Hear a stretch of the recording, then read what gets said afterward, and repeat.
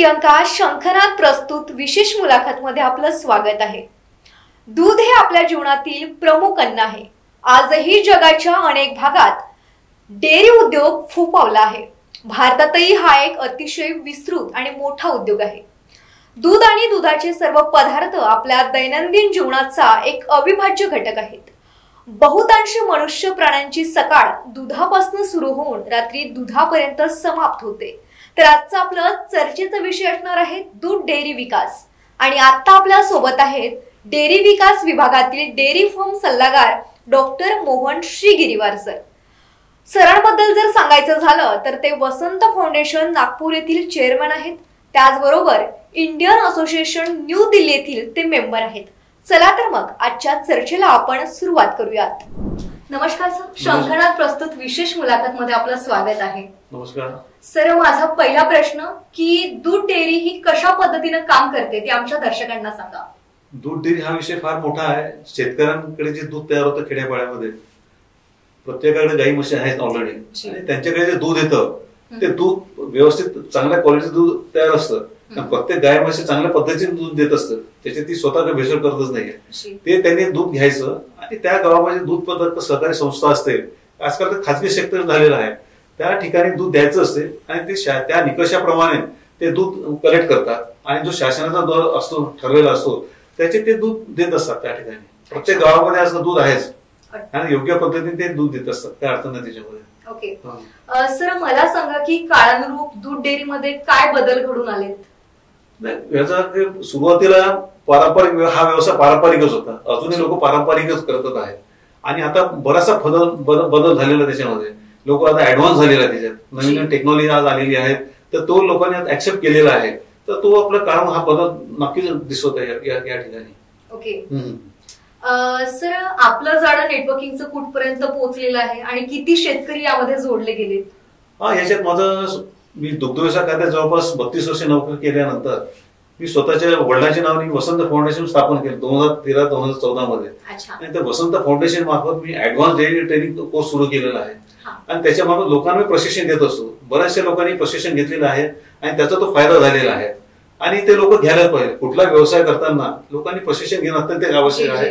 Without प्रशिक्षण तुम्ही काही करू शकत नाही आणि प्रशिक्षण घेण्यानंतर त्याचा नक्कीच फायदा होतो त्याच्यामध्ये। अच्छा सर, आता खासगी डेअरी आणि सरकारी डेअरी यामध्ये लोकांची जर मानसिकता जर बघितली तर सरकारी डेअरी बद्दलची मानसिकता थोडी वेगळी आहे, तर त्यात काहीतरी बदल व्हावं या दृष्टिकोनातून आपण काय सांगाल? नाही, सरकारी डेअरी आणि खासगी डेअरी हा कमर्शियलच आहे, पण आता सध्या सरकारचं एक धोरण जाहीर झालेलं आहे। जवळपास सर्व डेअऱ्याच त्यांनी बंद केलेल्या आहेत। ज्या गावामध्ये मगाशी आपल्याला म्हटलं होतं जे दूध येतं त्या संस्थेला येत असतं, त्याला आपण चिलिंग सेंटर ते शीतगृह म्हणत होतो, ते त्या टोटल बंद झाले। त्याच्याविषयी खाजगी संस्था आलेल्या त्या ठिकाणी। पण एक आहे की क्वालिटीवर पाहायला तर शासन केव्हा चांगलं असते त्याच्यामध्ये, तर तो फायदा होतोच होता।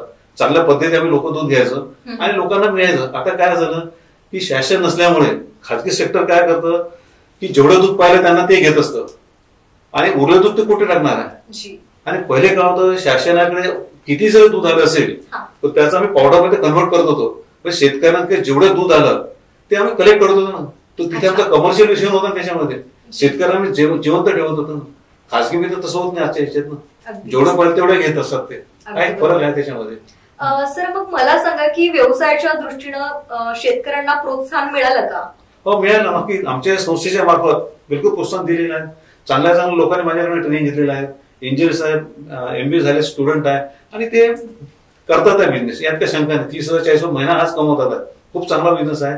आणि एक मराठी म्हण आहे मॅडम, दुभती गाय ज्याच्या घरी लक्ष्मी तिथे वास करी। अगदी बरोबर, बिलकुल कष्ट नाही। ज्याच्या घरात दूध असेल गाय असेल त्याला कधीच संतुलन भासत नाही, बघा कधीच भासणार नाही याच्यामध्ये, काय अडचण आहे त्याच्यामध्ये।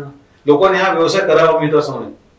आणि शेती बिनभरवशाची आहे, तशी शेती कधी होईल, काय होईल, किती उत्पन्न होईल आणि त्याचे पैसे तुम्हाला कधी मिळेल काही सांगू शकत नाही।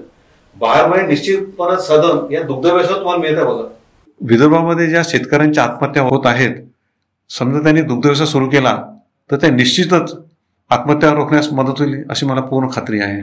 आता काल बघा, काल पाऊस आला, गेल्या शेती पाण्यात। आणि दुसरी गोष्ट विशेष बघा, आता हे कोरोना काळात झाला 2019-2021 मध्ये बघा, हिंदुस्थानचे सर्व व्यवसाय बंद होते, दुग्ध व्यवसाय जिवंत ठेवलं मॅडम। दुग्ध व्यवसाय हा फक्त सुरू होता ना, पण त्याच्यापासून चांगलं झालं त्याच्यात आणि व्यवसाय करायलाच पाहिजे ना. नुकसानीचा धंदा नाही आहे तो, आजही सांगतो तुम्हाला, प्रॉफिटेबल बिझनेस आहे, पण तो पद्धतशीर तुम्ही तयार करा, काय अडचण नाही ना. मॅनेजमेंट पाहिजे त्याच्या ठिकाणी, प्रशिक्षण हे तुम्ही करा, हा फायदेशीर बिझनेस आहे, यात काही शंका नाही त्याच्यामध्ये. मी शाश्वत सांगू शकतो तुम्हाला मी. अगदी बरोबर सर बोलले तुम्ही. सर खरं तर तुम्ही एक डेअरी फार्म सल्लागार आहात, इंडियन इन्स्टिट्यूट न्यू दिल्ली येथील तुम्ही मेंबर सुद्धा आहात. सर तर आमच्या दर्शकांना सांगा की आज खासगी डेअरी या मैदानात उतरलेल्या आहेत, तर त्या दृष्टिकोनातून सरकारी डेअरीने कोणतं पाऊल उचलायला हवं? आता माझं असं आहे की आता शासनाने धोरण घेतल्याशिवाय बंद केलेलं आहे, पण त्यांनी पुरुष सुरू करू शकतात. ते खासगी ते कमर्शियल आहे ना, त्यांना व्यवसाय करायचा असते, ते नुकसानीचा धंदा कोणीच करणार आहे ना. मी इंडियन डेअरी असोसिएशनचा एक मेंबर आहे आणि बऱ्याचशा माहिती सुद्धा आपल्याला मिळत त्या ठिकाणी. आता मॅडम मी आपल्याला एक उदाहरण देऊ शकतो. आता बघा, मी 4, 5, 6 जानेवारीला इथे होतो, मार्च महिन्यात हैदराबादला होतो. इंडियन डेअरी असोसिएशनने एक्झिबिशन घेतलं, फार चांगलं एक्झिबिशन झालं त्या ठिकाणी. असं एक्झिबिशन पाहता पाहता मी एका स्टॉलवरती व्हिजिट केली तिथे, आणि तिथे म्हटलं मी I am coming from Nagpur. ती लेडी बोलली sir I am from Vidarbha. म्हटलं कुठचे आहे तुम्ही? वरुडचे आहे. मी इथे काय करता? मी IT सेक्टरला मी हा व्यवसाय करते. मला आज रोज 3 लेडी 4000 लिटर दूध खरेदी करते गिर द्यायचं, आणि 3000 रुपये लिटर तूप विकताय. आणि त्यांना मी असं बोलतो सांगितलं, हा याच्यात तुम्ही मोठा प्रोजेक्ट का नाही करत तुम्ही? तर ते बोल साहेब आतापर्यंत आमच्या दारात कोणी आलेला सांगायला, तुम्ही परमेश्वरासारखे आले, आम्ही करतोय. मला भेटले ते, आणि त्यांना तो सेंट्रल गव्हर्नमेंटचा फार एक मोठा प्रोजेक्ट आहे, तो त्यांना सांगितला, ते करतील, दे आर इंटरेस्टेड. लोकांना मार्गदर्शनाची अत्यंत आवश्यक आहे. मार्गदर्शन मिळालं ना, लोक करतील ना, हळूहळू करतील. एका दिवसात काही होतच नाही ना. ग्रॅज्युएशन आपण एका दिवसात होतो का? त्याला 3 वर्ष जातात. पुढे नोकरी मिळेल का? काही गॅरंटी नाही ना. तसंच हा व्यवसाय ना, हळूहळू होत जाणार, त्यात काही शंका नाही. अगदी बरोबर, बिलकुल बिलकुल. सर जर आपल्यासारखे सल्लागार आमच्या दर्शकांना, प्रेक्षकांना जर मिळालं तर नक्कीच ते काहीतरी करू शकणार. सर माझा पुढील प्रश्न की अमूल दूध सारखा एक चमत्कार म्हणजेच आनंद जो आपण म्हणतो, सहकारी तत्वावर तो चमत्कार घडला, तर तसा चमत्कार सरकारी डेअरीमध्ये घडण्यासाठी काय करायला हवं? कोणतं पाऊल उचलायला हवं? आता सरकारी बंद झालेलं आहे. आता महाराष्ट्राचं एक आपण उदाहरण दिलं, कोल्हापूर दूध उत्पादक सहकारी संघ, सेम पॅटर्न आहे कोल्हापूर संघ. तिथे 15 लाख लिटर दूध आहे मॅडम आजच्या तारखेत. बारामती सारखा तालुका संघ आहे, तिथे 2 लाख लिटर दूध आहे ना. ज्या ठिकाणी 2 लाख लिटर दूध तालुका संघाचं आहे, आपल्या विदर्भामध्ये 11 तालुके आहेत, 11 जिल्हे आहेत, त्याचं सुद्धा 2 लाख लिटर दूध नाही ना. एका तालुक्यात 2 लाख लिटर दूध. आणि शासनाने जे किंमत ठरवलेली आहे 2 लाख लिटर गुणिले 25 ते 30 रुपये म्हणा, तो डायरेक्ट शेतकऱ्यांना डायरेक्ट पैसा मिळतो ना. दलाल सिस्टीम नाही ना, म्हणून ते सदन झालेलं आहे. तिथे आपल्या विदर्भात थोडंसं वेळ आहे त्याच्यामध्ये, इट विल टाइम पण होईल, नक्कीच होईल, नक्कीच नक्की, यात काही शंका नाही. तिथे केल्याने होता आधी केल्याची पाहिजे. कोल्हापूर संघ सक्सेस झाले ना, सेम उदाहरण अमूलचं पॅटर्न आहे त्या ठिकाणी ना. अमूलचं चांगलं ते सुद्धा करू शकतात, पण इथे हजारो ब्रँड असल्यामुळे की मग आमचाच ब्रँड आहे, आम्ही त्यांचा कसा करावा, हे थोडंसं चढावं त्या ठिकाणी सुरू आहे, पण ते नक्कीच होईल, यात काही शंका नाही आहे. बिलकुल बिलकुल.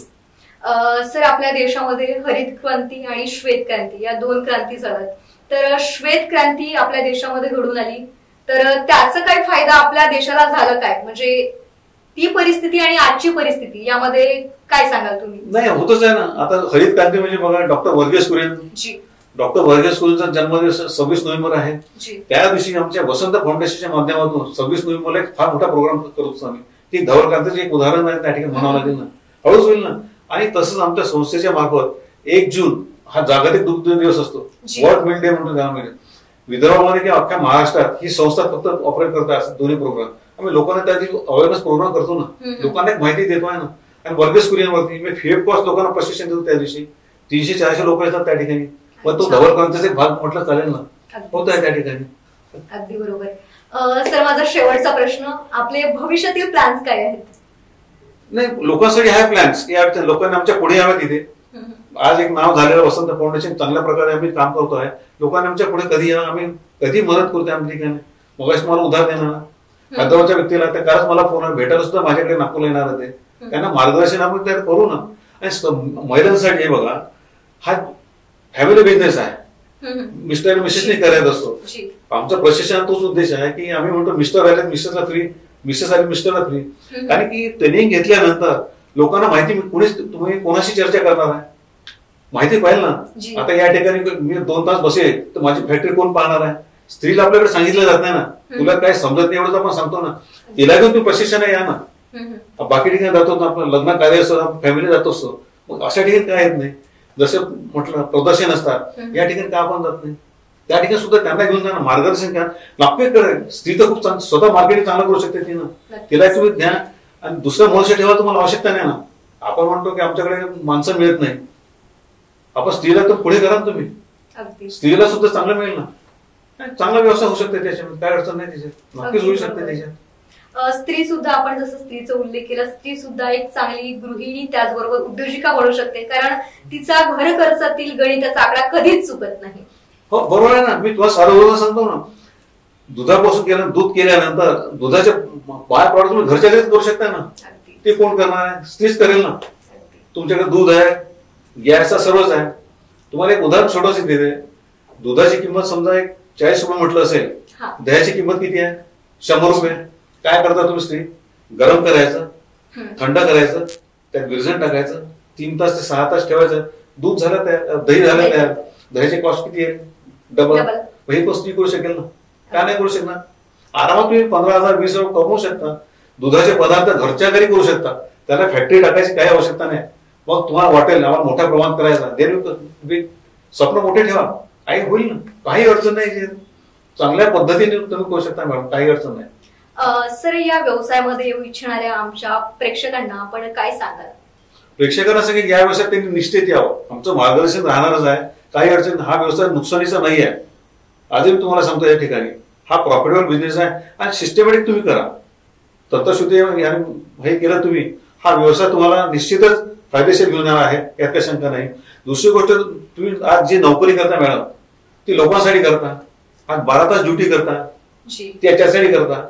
हा व्यवसाय तुमच्या मालक आहेत ना, तुम्ही स्वतःच मालक आहे. गाय म्हशी हा तुमचा कारखाना आहे, त्या कारखान्याचे मला पण व्यवसाय करा ना, काय होऊ शकणार नाही मला सांगा ना.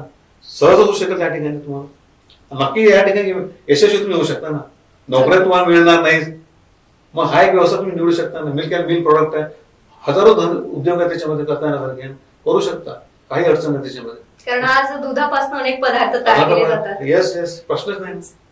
आणि एक सांगायचं झालं की आज कॅपॅसिटी एका व्यक्तीला 240 ग्रॅम दुधाची आवश्यकता असते तिथे, स्त्री घेत नाही.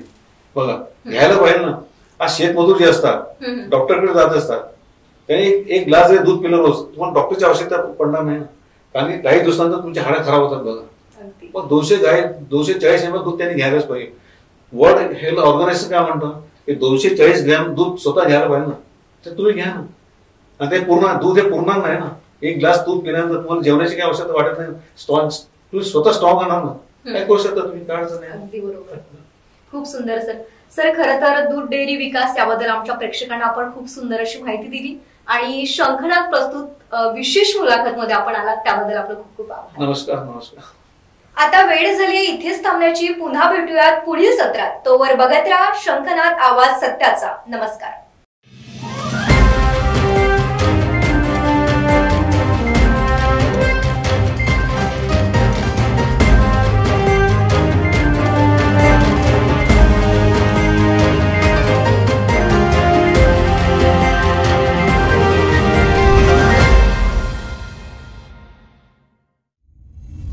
सर्व प्रकारच्या पाळीव प्राण्यांसाठी अत्यंत गुणकारी इनोटॉक्स पौष्टिक आहार.